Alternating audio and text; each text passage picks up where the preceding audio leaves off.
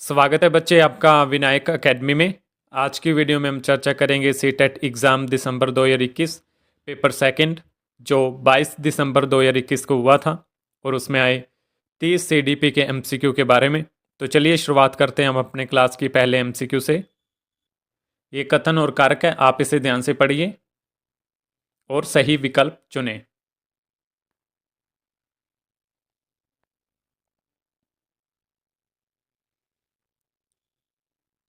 तो कौन सा सही विकल्प है? ऑप्शन 3, लेकिन कहीं कहीं इसका ऑप्शन 2 भी टिक किया गया है, तो आप इस क्वेश्चन को थोड़ा ध्यान रखना।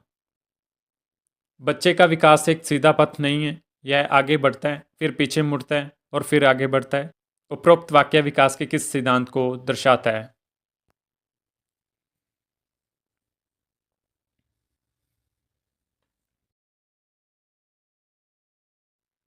किस सिद्धांत को दर्शाता है? ऑप्शन 2।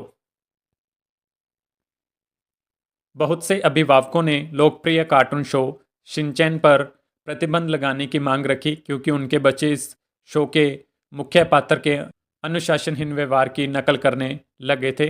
यह बच्चों के समाजीकरण पर डैश के प्रभाव को दर्शाता है।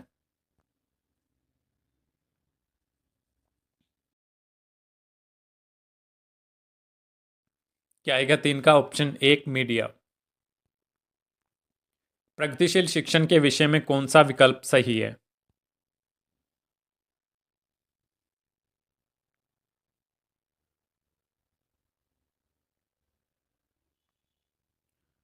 कौन सा सही है? ऑप्शन 3, इसमें क्रिया आधारित शिक्षण तथा मूल्यांकन आंकलन विविध विधियों में शामिल है।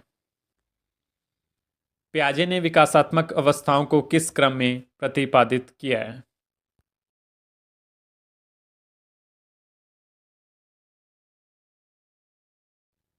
क्या आएगा? ऑप्शन 2। जीन पियाजे के अनुसार निम्नलिखित में से किस प्रश्न को केवल औपचारिक संक्रियात्मक स्तर के ही बच्चे हल कर पाएंगे?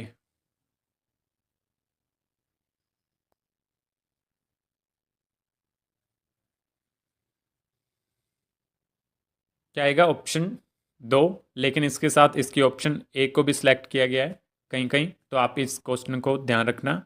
कारण ये है कि बच्चों को गलत आंसर नहीं लगवाया जाता, जो दो ऑप्शन में कन्फ्यूजन हो वो बता दिया जाता है। वाइगोस्की के अनुसार निम्न में से कौन सा कारक अधिगम को प्रभावित करते हैं?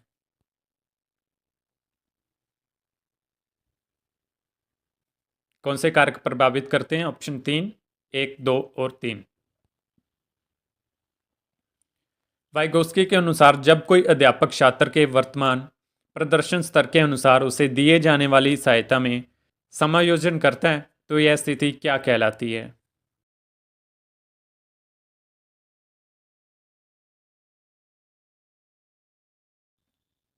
क्या कहलाती है? Option 4, scaffolding.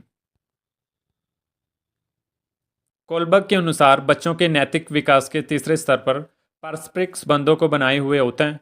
स्वर्णिम नियम वाले इस स्तर को क्या कहा गया है?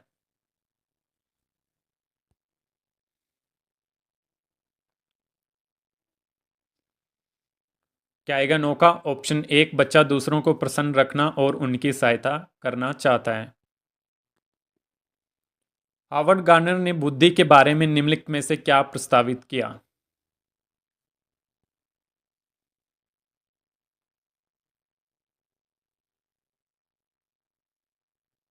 क्या प्रस्तावित किया? ऑप्शन 4, बुद्धि के अंतर्गत कई अलग अलग मानवीय क्षमताएं आती हैं। बहुत से टेलीविजन विज्ञापनों में पुरुष महिलाओं के उनके रूढ़िवादी भूमिकाओं में दर्शाते हैं। एक अध्यापिका को अपनी कक्षा में इस विषय पर किस प्रकार चर्चा करनी चाहिए?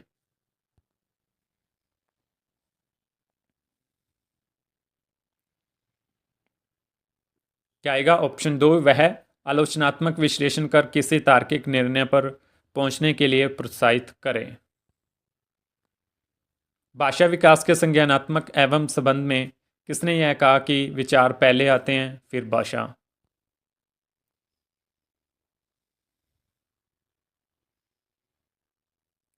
किसने कहा? ऑप्शन 1, जीन पियाजे ने। राष्ट्रीय शिक्षा नीति 2020 में प्रस्तावित कथनों में से निम्न में से कौन सा कथन सही नहीं है?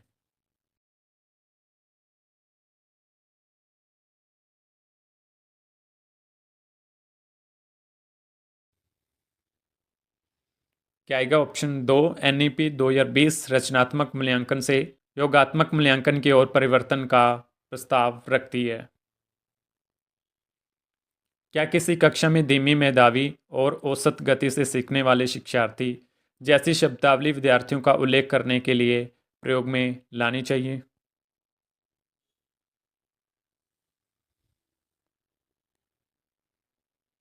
क्या आएगा? ऑप्शन 2, जी नहीं। ये शब्दावलियां विद्यार्थियों की योग्यता के आधार पर उनका नामकरण करती हैं जो समावेशी नहीं है।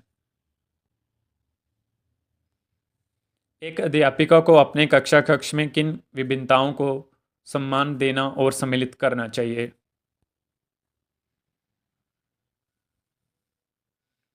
देखिए, सम्मान तो सभी को ही देना चाहिए, सभी को ही सम्मिलित करना चाहिए, लेकिन ये 4 ऑप्शन है तो इसमें तो हमें एक ही टिक करना है ना। तो इसका ऑप्शन 2 आएगा, सामाजिक और सांस्कृतिक। मूर्ति कक्षा 4 का विद्यार्थी है। पठन के संदर्भ में वह केवल उतना ही पढ़ पाता है जितना किसी कक्षा के एक विद्यार्थी का स्तर होता है। मूर्ति को ध्वनि का मिलान करने, शब्दों की वर्तनी तथा पठन में भी कठिनाई आती है। मूर्ति निम्नलिखित में से किसके लक्षण प्रदर्शित कर रहा है?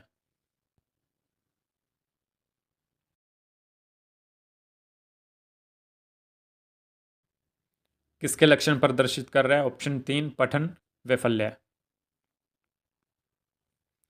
एक शिक्षिका अपनी कक्षा में सृजनात्मक विद्यार्थियों की पहचान कैसे कर सकती है?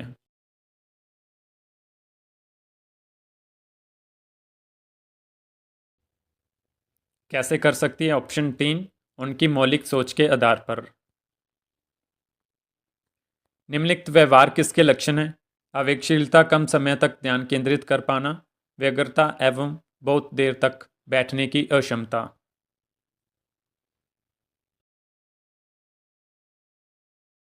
किसके लक्षण है? ऑप्शन 3, अवधान न्यूनता, अति क्रियाशीलता, विकार। निम्नलिखित में से कौन सी विधि समावेशन के अनुकूल नहीं है?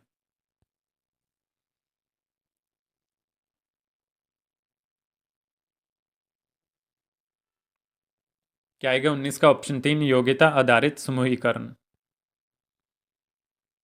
निम्नलिखित में से कौन सी एक मेधावी बच्चे की विशेषता नहीं है?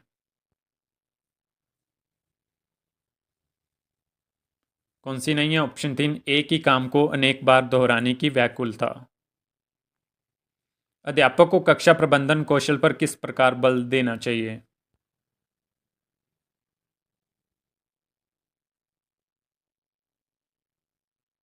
क्या आएगा? ऑप्शन 4, अपनी प्रतिक्रियाओं के लिए प्रचुर अवसर देना। बच्चों में संप्रत्यात्मक विकास को प्रोत्साहित करने के लिए कौन सी विधि सबसे प्रभावी है?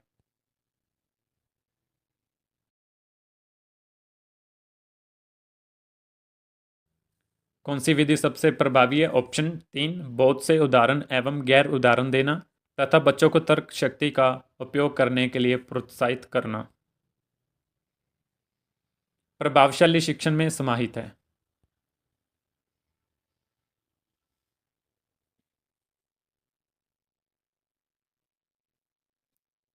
क्या समाहित है? ऑप्शन 2, 1, 2 और 3। रेखा ने अपनी छात्राओं को भारत का मानचित्र दिया और अंतर्ज्ञान अनुमान के आधार पर मुख्य नगरों के स्थान बताने को उत्साहित किया। उसका यह शिक्षण का कौन सा उपागम क्या कहलाएगा?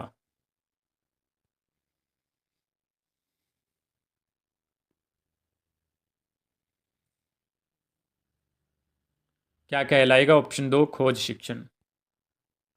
किस संप्रत्यय तथा उसके उपसंप्रत्यय की अधिक्रम तथा अंतर्संबंधित रूप से क्या प्रस्तुति कहलाती है?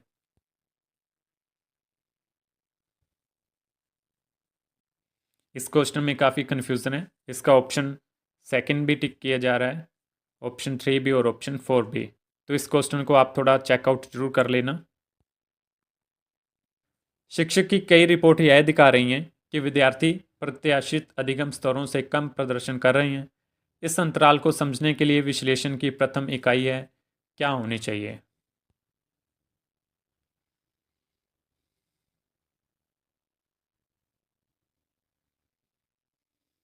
क्या होनी चाहिए? ऑप्शन 2 बच्चा। लेकिन इसमें भी ना ऑप्शन 3 को भी टिक कर रखा था समुदाय। लेकिन अगर जो प्रथम इकाई की बात करें तो बच्चा आना चाहिए, समुदाय उसके बाद आएगा, दूसरी इकाई आएगा। तो इस क्वेश्चन को आप कहीं और भी से चेक जरूर करना। बच्चे पढ़ाई के लिए आंतरिक रूप से अभिप्रेरित होते हैं जब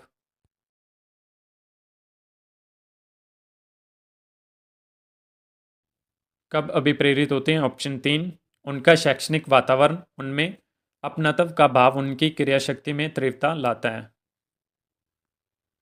कौन सा संवेग अर्थपूर्ण सीखने की प्रक्रिया को प्रोत्साहित करेगा?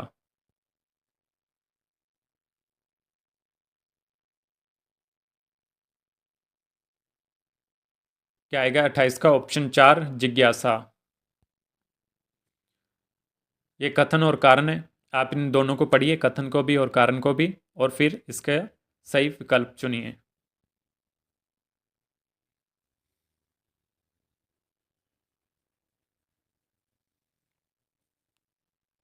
क्या आएगा? ऑप्शन 1 ए और आर दोनों सही हैं और आर सही व्याख्या करता है ए की। रचनात्मक कक्षा में किस तरह के क्रियाकलापों पर बल देना चाहिए?